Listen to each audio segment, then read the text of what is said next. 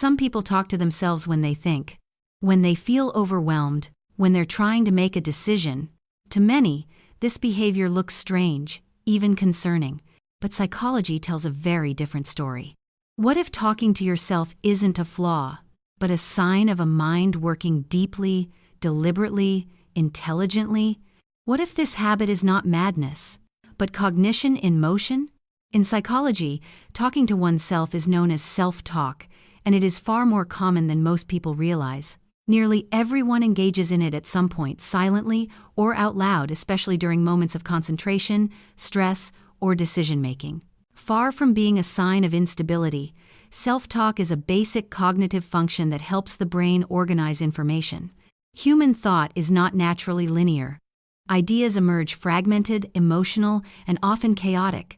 Self-talk acts as a bridge between raw thought and structured reasoning. By verbalizing ideas, the brain slows them down, examines them, and places them into order. This process allows people to understand what they are thinking, not just feel it. Psychologists also recognize self-talk as a tool for emotional regulation. Speaking to oneself can calm anxiety, reduce impulsive reactions, and create a sense of control during uncertainty. It reflects a level of self-awareness, the ability to observe one's own thoughts rather than be consumed by them. Importantly, healthy self-talk is intentional and goal-oriented. It helps people plan, evaluate, and correct their behavior. This is why self-talk appears across all ages, cultures, and intelligence levels. It is not a mental problem, it is a mental mechanism that supports normal, healthy thinking. The brain processes enormous amounts of information every second, much of it emotional and unstructured. Thoughts often arrive as impressions, images, or feelings before they become clear ideas. Self-talk helps convert this inner chaos into something manageable.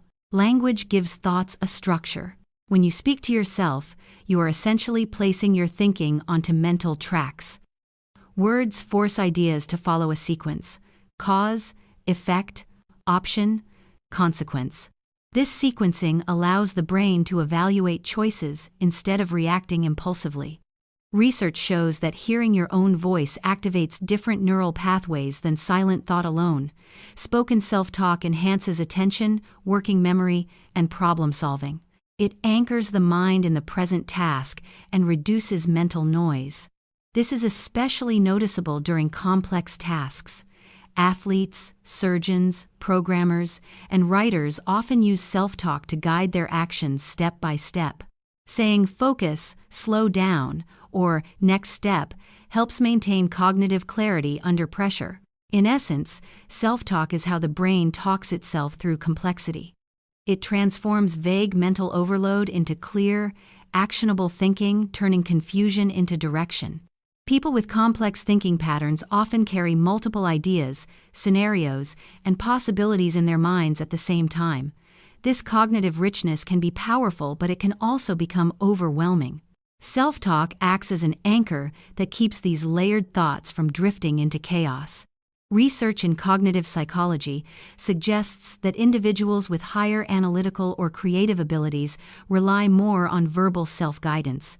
Speaking to oneself helps maintain focus over long periods, especially when working through abstract problems that do not have immediate answers. It allows the mind to hold a thought steady while examining it from different angles. Self-talk also supports multi-layered reasoning.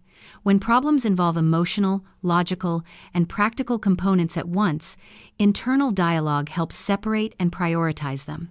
This is why thinkers, strategists, and creators often narrate their own reasoning. It is a way of thinking out loud without distraction. Creativity, too, benefits from self-talk. By verbalizing half-formed ideas, the brain can refine, combine, or discard them more effectively. The deeper and more complex the thought process, the greater the need for internal dialogue. In this sense, frequent self-talk is not excess noise, it is evidence of a mind actively organizing high-level cognition. Not all self-talk is the same. Certain patterns indicate that it serves a strong cognitive purpose, rather than being random or emotional noise. One key sign is using self-talk during decision-making. If you talk through options, consequences, and priorities, your mind is actively structuring complex information.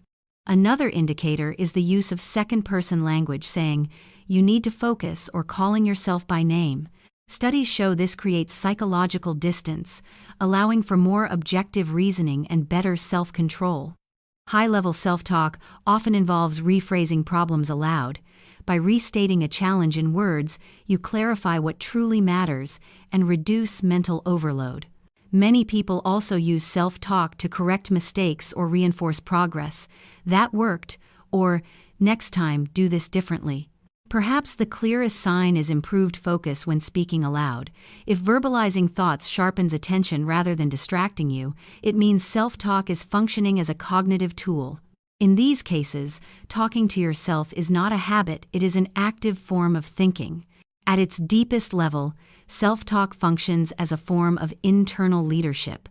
It is the mechanism through which the mind directs behavior, regulates emotion, and maintains discipline without external control. Rather than reacting automatically, people who use effective self-talk pause, assess, and guide themselves forward. Psychologically, this process strengthens executive function, the brain's ability to plan, inhibit impulses, and stay aligned with long-term goals. When you speak to yourself, you create a moment of distance between feeling and action. This space allows choice to replace reaction. Self-talk also reduces emotional intensity. Naming an emotion, "I'm anxious," "I'm frustrated," lowers its grip on the nervous system. From there, self-talk can redirect energy toward problem-solving instead of emotional escalation. Over time, consistent self-guidance builds self-discipline. You become less dependent on motivation and more reliant on internal instruction. This is why people who develop strong self-talk habits often appear calm under pressure and resilient in adversity. In essence, self-talk is not self-indulgence. It is self-management. It is the voice that says, "Stay focused," "Slow down," or "Keep going" when external guidance is absent. This inner direction is a core trait of psychological maturity. Certain personality patterns are more associated with frequent self-talk.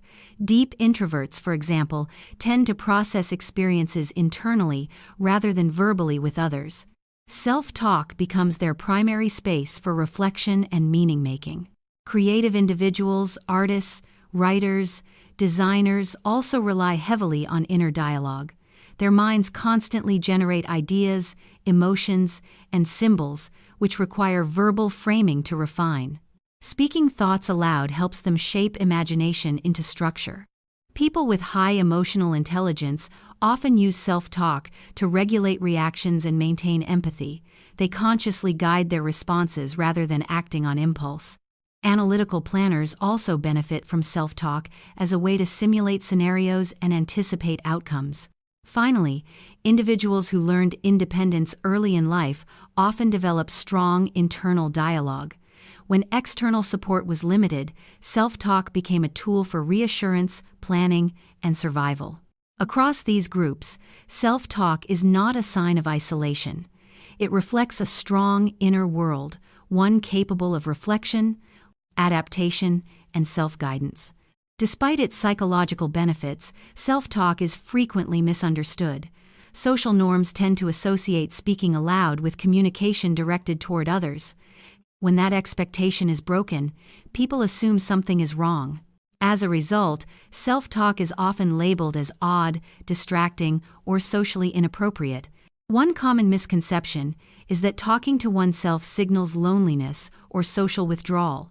In reality, many people who engage in self-talk are socially capable but cognitively active. They use self-talk for focus, not because they lack connection. Another misunderstanding is the belief that self-talk reflects poor concentration. The opposite is often true. Verbalizing thoughts can enhance focus, especially in complex tasks that require sustained attention.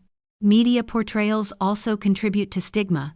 Characters who talk to themselves are frequently depicted as unstable or detached from reality.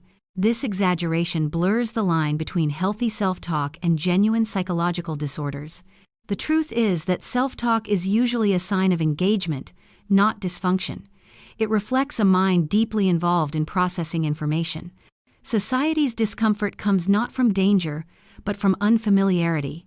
When understood correctly, self-talk is simply another way humans think, not a symptom to fear.